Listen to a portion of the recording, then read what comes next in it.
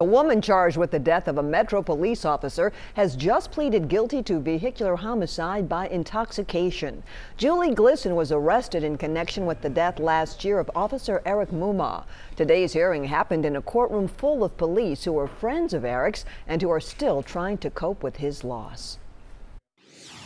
Difficult to hear the sentence. It's kind of reliving the whole thing over again, and especially for the officers that were there and for the family of Eric Muma, it's difficult. This day's going to be difficult for everybody. You know, mother lost a son, some friends lost a partner, and this community lost a hero. So hearing it once again is it's a hard thing to do. Glisson was reportedly drunk when she parked on the edge of a boat ramp and threatened suicide last year. The car rolled into the water and Officer Muma slipped and died trying to save her. As part of today's plea deal, Glisson will serve 30% of a 12-year sentence.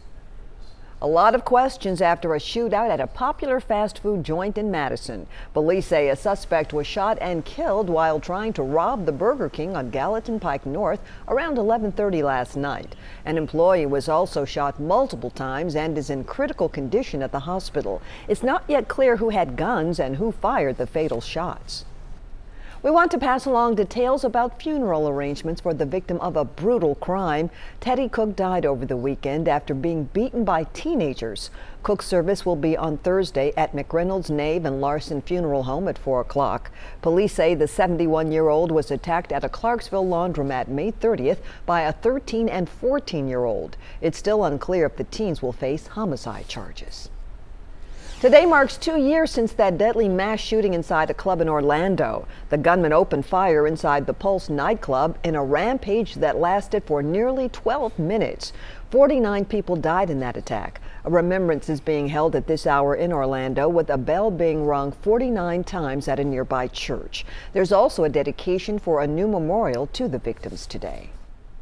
President Trump and North Korean dictator Kim Jong-un wrapped up a historic summit in Singapore and agreed to leave the past behind to start denuclearizing the Korean peninsula.